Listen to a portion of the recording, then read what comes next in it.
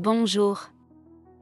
Dans ce cas d'usage, je vais vous présenter une solution avec les outils Arcade qui va vous permettre d'automatiser la génération des données échantillonnées et anonymisées depuis vos environnements de production et de mettre ces données de test à disposition de vos testeurs sur le cloud ou aussi sur un data center si vous le préférez. Pour cette solution, nous avons utilisé 3 outils du catalogue Arcade. .extract, notre outil d'extraction de données. .anonymizer, pour anonymiser vos données personnelles. Et le 3e outil c'est Drops, notre orchestrateur de déploiement applicatif. Alors comment ? C'est simple, c'est Drops qui va tout orchestrer et tout piloter, il va faire ça en 3 étapes. D'abord, Drops va instancier et provisionner une infrastructure sur le cloud pour pouvoir recevoir vos données de test. Pour cette vidéo, j'ai choisi de faire cette instanciation sur le cloud Azure. La 2e étape, c'est l'alimentation de cette base de test par des extraits de données de production anonymisées. Et la 3e étape, c'est le déploiement de la nouvelle release, et là c'est le cœur du métier de Drops. Aujourd'hui, je vais me focaliser seulement sur le déploiement d'un composant base de données. Mais Drops permet de faire des déploiements applicatifs et donc de déployer tout type de composants dans le cadre d'une mise en production. Je reviens sur la première étape, l'instanciation et provisionnement d'une infra sur Azure, et ce que vous voyez sur l'écran c'est le template Drops pour instanciation sur Azure. On retrouve l'abonnement Azure. Le groupe de ressources où on va créer l'infra ici c'est Drops TDM. Et on spécifie aussi le template ERM d'Azure à utiliser, là j'ai choisi un template ERM qui crée une infra de type Linux et provisionne également une base de données de type PostgreSQL puisque ma production est aussi sur PostgreSQL. Je passe à la 2e étape où on va alimenter la base de test. Pareil ici c'est Drops qui va tout piloter, il va lancer les commandes .extract pour extraire les données de la production. Si on jette un coup d'œil sur la base de production, on a la table client avec des données personnelles sur quelques champs, et ces clients sont de plusieurs pays.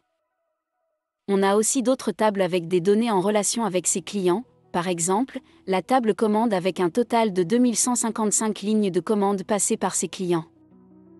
Donc avec .extract je vais faire une extraction avec un filtre simple c'est les clients de la France, mais on peut également utiliser des filtres plus complexes avec des jointures par exemple.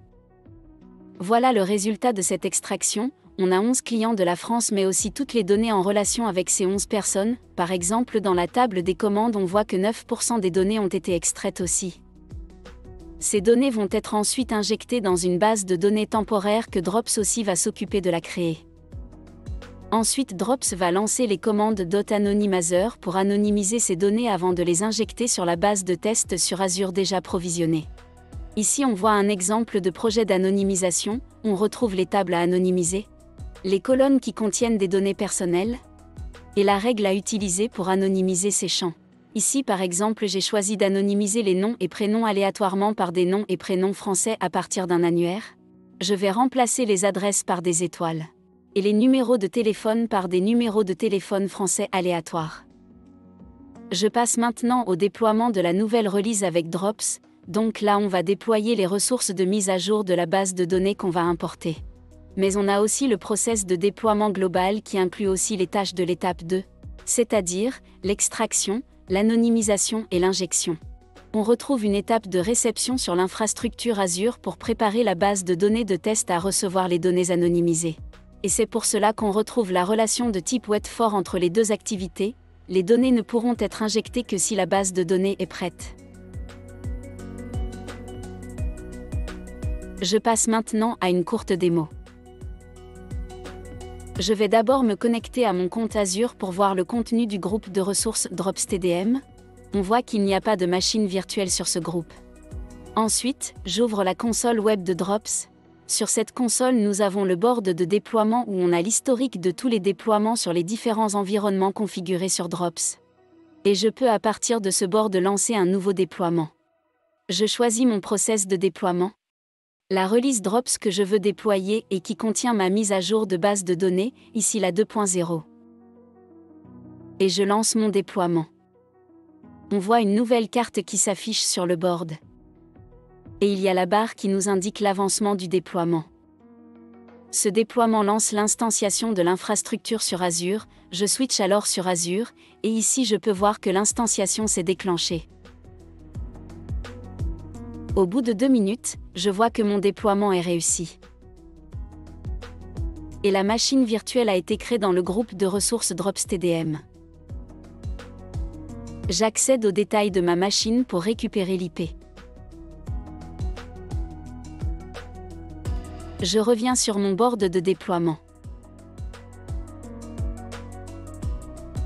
Et au bout de 3 minutes 41 secondes, mon déploiement est réussi.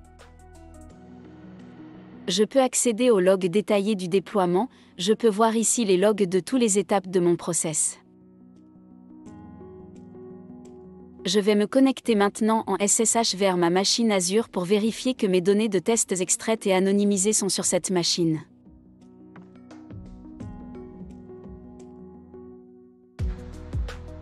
Je sélectionne les données de la table client. Et ici, on peut voir les données des 11 clients de la France extraits de la base de production et leurs données sont anonymisées comme définies dans le projet d'anonymisation. On voit par exemple que les adresses ont été remplacées par des étoiles. Je lance aussi une requête SQL pour voir toutes les tables de ma base de test. Et on retrouve bien les 13 tables en relation avec ma table client qui ont été bien injectées.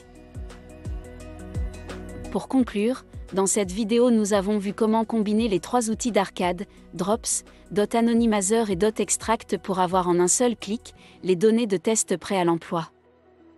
Merci. Et n'hésitez pas à consulter les sites web des 3 outils via les liens sous la vidéo.